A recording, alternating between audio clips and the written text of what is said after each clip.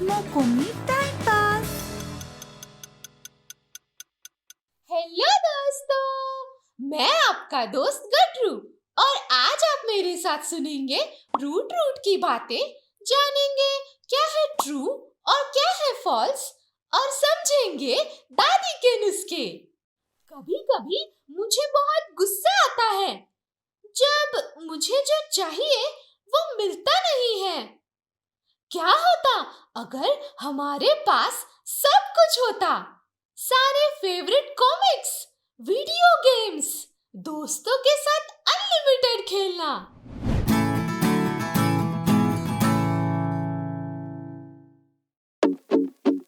अच्छा छोटू, एलिगेटर्स को fast food क्यों पसंद नहीं?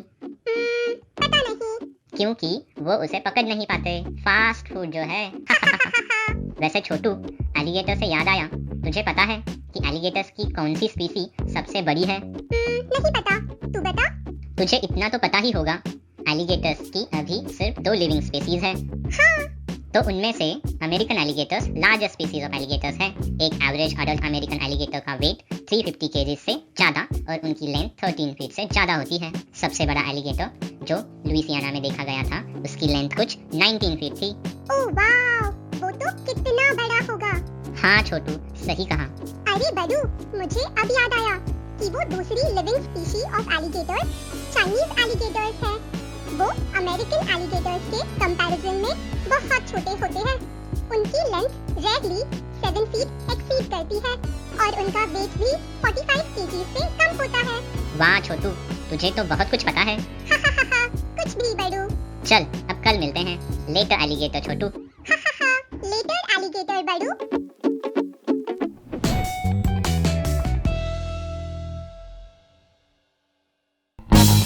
पिट्टू, मुझे आपसे कोई बात करनी थी।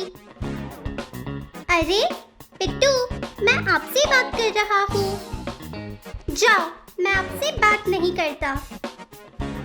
हा, बुरा मत मान गज्जू, मैं तो यही चेक कर रहा था कि क्या हम बिन बोले बोल सकते हैं। क्या हम बिना बोले कैसे बोल सकते हैं? जैसे ग्रीन बीन्स बोलता है। ग्रीन बीन्स बोलते हैं? हाँ, मुझे तो उनकी बातें सुनाई देती है। अच्छा, क्या तुम्हें पता है कि बीन्स बच्चे को ऐसा एनर्जी देता है कि वो कभी थक ही नहीं पाएंगे। ये तो पालक भी करता है। पर बीन्स में पालक से दुगना आयरन होता है और ये बोन्स को अंदर से भी स्ट्रॉन्ग बनाता है। फिर तो ये बच्चों को काफी स्ट्रॉन्ग बनाता होगा। हाँ, बीन्स में तो ऐसे एंटीऑक्सीडेंट्स होते हैं जो बच्चे के बॉडी को हील होने में काफी मदद करते हैं। अरे, तुम्हें क्या हुआ गज्जू? मैं बीन्स की तरह बिन बोले बोलने की कोशिश कर रहा हूँ। Jolly's quote of the day। Hello जी।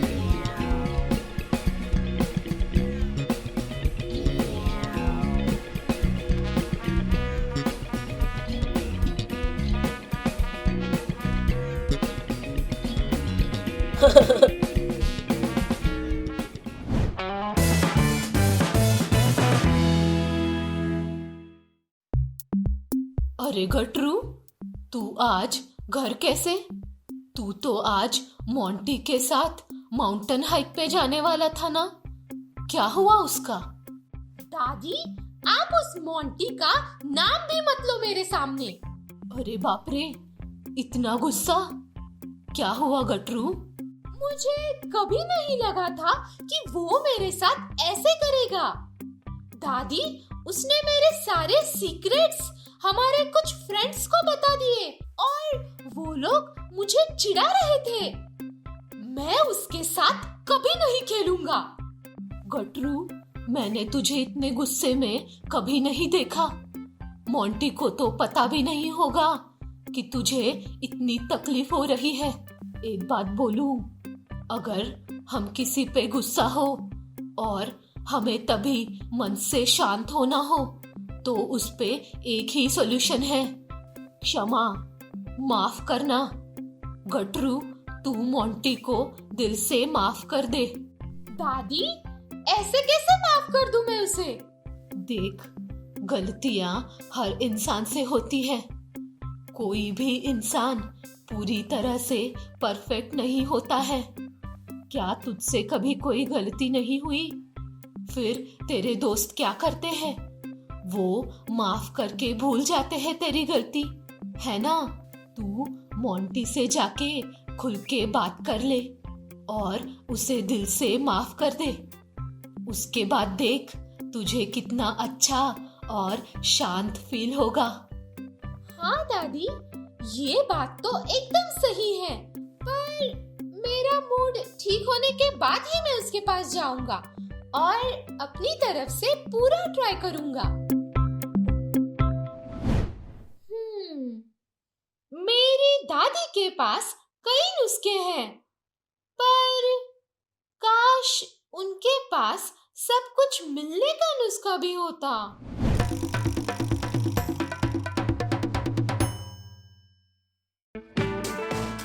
झींगे या श्रिम्प का दिल उसके सिर में होता है। ट्रू और फॉल्स? अरे ये तो स्टेटमेंट ही गलत है। मुझे लगता है कि वो दिमाग कहना चाहते थे, जो ऑब्वियसली सिर में होता है। हाँ, ये स्टेटमेंट में कुछ गलत नहीं है। इनफैक्ट ये स्टेटमेंट बिल्कुल ट्रू है। श्रिम्प्स का दिल सच में उनके सर में ही होता है। क्या? ये कैसे हो सकता है? सिर में तो दिमाग होता है, दिल नहीं। ये क्या मजाक है? अगर हम एक श्रिम्प का एग्जैक्ट एनाटॉमी की बात करें तो उनका हार्ट थोरैक्स में लोकेटेड होता है, जो एकदम हेड के पास होता है। पर क्योंकि उनका थोरैक्स और सर एक ही एक्सोस्केलेटन से कवर्ड होता है, इसलिए थोरैक्स को भी उनका हेड ही कंसिडर किया जाता है। ओह, आई सी। ये तो बहुत ही अजीब है। मुझे तो अभी भी यकीन नहीं हो रहा। अच्छा, हमें श्रिम्प के बॉडी के दो ही पार्ट्स दिखते हैं, हेड और टेल। हमें थोरैक्स नहीं दिखता, राइट? इसलिए हम कहते हैं कि एक श्रिम्प का दिल उसके सर में होता है। अच्छा, अब समझा। पर इसका मतलब ये नहीं कि उनका ब्रेन उनके चेस्ट में होता है। हाँ, वो उनके एक्चुअल हेड में ही लोकेटेड होता है, उनके आंखों के पास। हा। अच्छा हुआ तुमने बता दिया। मैं अभी वही सोच रहा था कि दिल अगर दिमाग की जगह पर हो तो दिमाग कहाँ होगा। हा।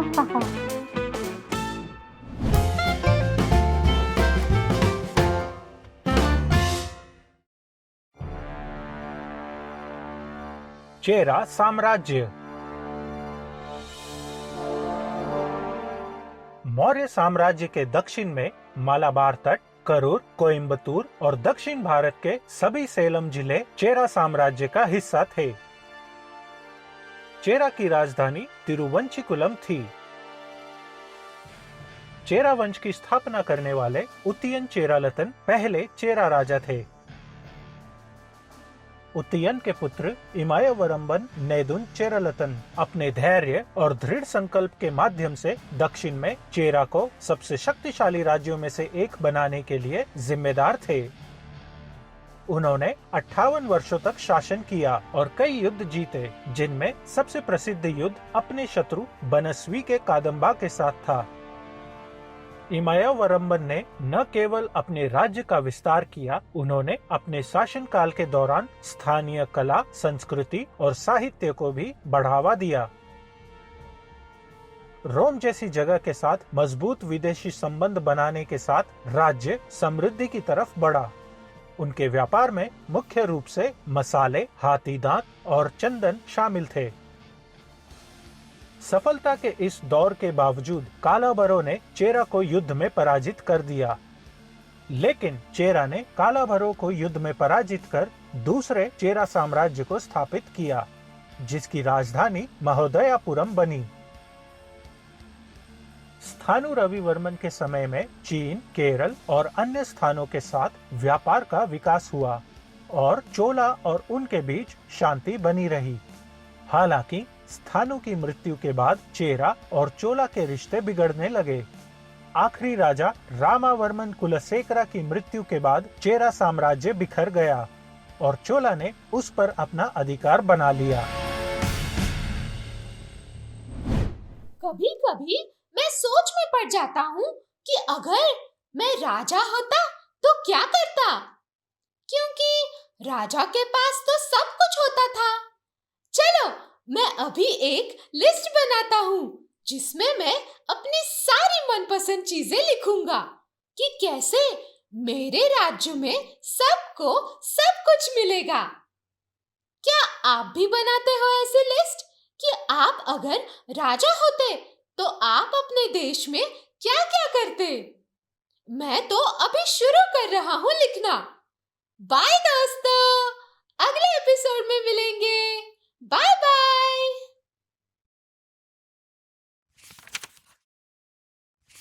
Mokomita